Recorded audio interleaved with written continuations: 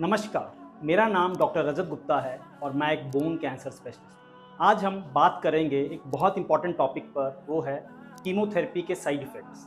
आखिर ये होते क्या हैं और इससे भी ज़्यादा ज़रूरी, आखिर ये होते क्यों हैं। अक्सर जब भी हम बात करते हैं कीमोथेरेपी की तो कीमोथेरेपी का नाम सुनते ही हमें डर लगता है, उसके साइड इफ़ेक्ट से हम घबरा जाते हैं। लेकिन अगर हम उस साइड इफ़ेक्ट्स का साइंटिफिक रीज़न समझेंगे तो शायद हमें उसका डर कम लगे। तो चलिए आज का वीडियो शुरू करते हैं। तो सबसे पहले बात करते हैं कि कीमोथेरेपी का बेसिक काम क्या होता है। यह समझने के लिए हमें यह समझना होगा कि आखिर कैंसर क्या होता है। असल में कैंसर में हमारे शरीर के ही कुछ सेल्स 1 से 2, 2 से 4 करके बड़ी तेज़ी से बिना किसी कंट्रोल के ग्रो कर रहे होते हैं और कीमोथेरेपी इन्हीं फास्ट ग्रोइंग सेल्स को टारगेट करती है, इन्हीं फास्ट ग्रोइंग सेल्स को वो किल करती है। क्योंकि हमारी बॉडी में काफ़ी ऐसे सेल्स हैं जो नॉर्मली भी काफ़ी फास्ट ग्रो करते हैं, जैसे कि हमारे हेयर फॉलिकल्स, हमारे ब्लड सेल्स, हमारे इंटेस्टाइन का मिकोजा, हमारे मुंह के अंदर की लाइनिंग। तो जैसे ही कीमोथेरेपी इन फास्ट ग्रोइंग सेल्स पर असर करेगी तो इन नॉर्मल फास्ट ग्रोइंग सेल्स पर भी उसका असर आएगा और उसी के चलते उसके साइड इफ़ेक्ट्स आएंगे। तो कीमोथेरेपी का सबसे कॉमन साइड इफ़ेक्ट जो अक्सर पेशेंट्स को होता है वो होता है नोज़िया या वॉमिटिंग, यानी कि उल्टी आना। असल में कीमोथेरेपी के ड्रग्स हमारे ब्रेन के नोज़िया कंट्रोल सेंटर को इरिटेट करते हैं, हमारी डाइजेस्टिव लाइनिंग को अफेक्ट करते हैं, जिसके चलते पेशेंट को नोज़िया या वॉमिटिंग होता है। लेकिन आप घबराइए नहीं, जब भी कीमोथेरेपी दी जाती है तो पेशेंट्स को नोज़िया और वॉमिटिंग कंट्रोल करने की दवाइयाँ भी दी जाती हैं।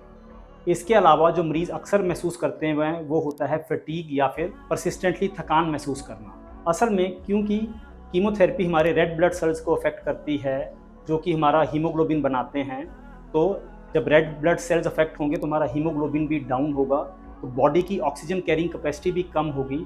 ऐसे में पेशेंट को थकान महसूस होगी, तो थोड़ा सा काम करने पर थकान महसूस कर सकता है। इसके अलावा जो कॉमन साइड इफ़ेक्ट होता है वो होता है पेशेंट्स का बाल झड़ना।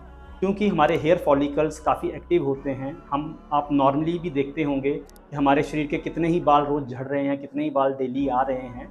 और क्योंकि ये हेयर फॉलिकल्स बड़े एक्टिवली ग्रोइंग हैं और कीमोथेरेपी इन हेयर फॉलिकल्स को अफेक्ट करता है, तो इस कारण पेशेंट के बाल झड़ते हैं। लेकिन इसमें भी कोई घबराने की बात नहीं है, क्योंकि जैसे ही ये कीमोथेरेपी ख़त्म होगी, जैसे ही कीमोथेरेपी का इफेक्ट ख़त्म होगा, वैसे ही हमारे हेयर फॉलिकल्स फिर से ये बाल बनाना शुरू कर देंगे। ये बाल घिरना कोई परमानेंट नहीं होता है, ये केवल एक टेम्परेरी इफेक्ट होता है। इसके अलावा कीमोथेरेपी हमारे बोन मैरो को भी अफेक्ट करती है, जिसके चलते पेशेंट का ब्लड सेल्स बनने की कैपेसिटी कम हो जाती है और पेशेंट्स के आरबीसीज कम हो जाते हैं, डब्ल्यूबीसीज कम हो जाते हैं या प्लेटलेट्स भी कम हो जाते हैं। जब भी पेशेंट्स के आरबीसीज कम होते हैं, ऐसे में पेशेंट का हीमोग्लोबिन कम होता है और उस साइड इफ़ेक्ट को कवर अप करने के लिए पेशेंट्स को ब्लड ट्रांसफ्यूजन्स की ज़रूरत पड़ सकती है। इसके अलावा जैसे ही पेशेंट के डब्ल्यूबीसीज कम होते हैं तो ऐसे पेशेंट्स की इम्यूनिटी डाउन हो जाती है। डब्ल्यूबीसीज हमारे बॉडी में हमें इन्फेक्शन फाइट करने की कैपेसिटी देते हैं और जब वो सेल्स कम हो जाएंगे तो पेशेंट बड़ी जल्दी इन्फेक्शन कैच कर सकता है।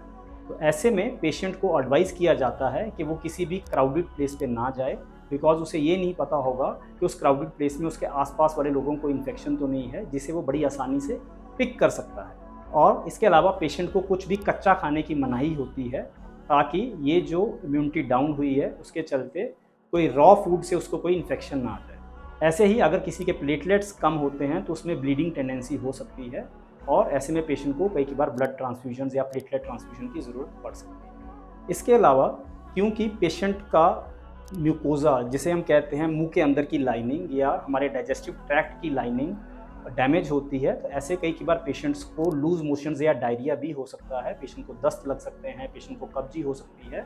लेकिन ये सब साइड इफ़ेक्ट्स भी टेम्परेरी होते हैं और इसको मैनेज करने के लिए भी पेशेंट को दवाइयाँ दी जाती हैं। इसके अलावा जो हमारी बॉडी में रैपिडली ग्रोइंग सेल्स होते हैं वो होते हैं पेशेंट के स्पर्म या फिर ओवम। तो ऐसे में पेशेंट को एडवाइस किया जाता है कि कीमोथेरेपी स्टार्ट करने से पहले पेशेंट की स्पर्म बैंकिंग या फिर ओवम प्रिजर्वेशन करवा दी जाए, ताकि जब पेशेंट ठीक होगा आगे चल के उसको फर्टिलिटी के लिए कोई इश्यूज़ ना आए, ताकि अगर बाई चांस आगे चल के पेशेंट को इनफर्टिलिटी का प्रॉब्लम आता है तो उसके अपने नेचुरल स्पर्म्स या जो उसके ओवम हैं वो प्रिजर्व किए गए होंगे और आगे चल के उसको माँ या बाप बनने में प्रॉब्लम ना आए। इसके अलावा कुछ पेशेंट्स को भूख कम लग सकती है क्योंकि ये हमारे डाइजेस्टिव ट्रैक्ट को अफेक्ट करता है। कुछ पेशेंट एंग्जाइटी फील कर सकते हैं या कुछ पेशेंट थोड़ा सा डिप्रेस्ड फील कर सकते हैं। तो कीमोथेरेपी प्लस कैंसर का स्ट्रेस मिलकर ऐसा रिएक्शन करता है। यह भी टेम्परेरी होता है। ज़रूरी है कि आप अपने परिजनों से, अपने रिलेटिव से इस बारे में बात करते रहें, डॉक्टर से बात करते रहें, ताकि आपका मूड अच्छा रहे, आपको कोई भी ऐसे नेगेटिव थॉट्स ना आएँ। तो इसके अलावा आपको यह भी समझना होगा कि हर पेशेंट डिफरेंट होता है। हर पेशेंट में पर्टिकुलर ड्रग का इफ़ेक्ट अलग होता है। हो सकता है एक पर्टिकुलर पेशेंट में कीमोथेरेपी के बहुत सारे साइड इफ़ेक्ट्स हों और दूसरे में बिल्कुल भी ना हों। और आपके मन में जो भी सवाल हैं, जो भी डाउट्स हैं, अपने डॉक्टर से क्लियर कीजिए और इलाज पूरा कीजिए। हमारा एम ट्रीटमेंट कंप्लीट करने पर होना चाहिए। हमारा सारा फोकस इलाज करवाने और ठीक होने पर होना चाहिए। हमें कीमोथेरेपी से डरना नहीं है। और सबसे ज़रूरी बात, कीमोथेरेपी से डर कर नॉन एलोपैथिक ट्रीटमेंट पे नहीं जाना है। वो झूठे दावे होते हैं और ना सिर्फ ये हमें सही इलाज से वंचित रखते हैं, बल्कि हमारा समय भी ख़राब करते हैं, जिससे कि हमारा कैंसर बढ़ सकता है और पेशेंट का फाइनल आउटकम अफेक्ट हो सकता है। तो उम्मीद करता हूँ कि आज का वीडियो आपको अच्छा लगा होगा। कीमोथेरेपी से जुड़े जितने भी साइड इफ़ेक्ट्स हैं उसके बारे में आपको एक नई नॉलेज मिली होगी।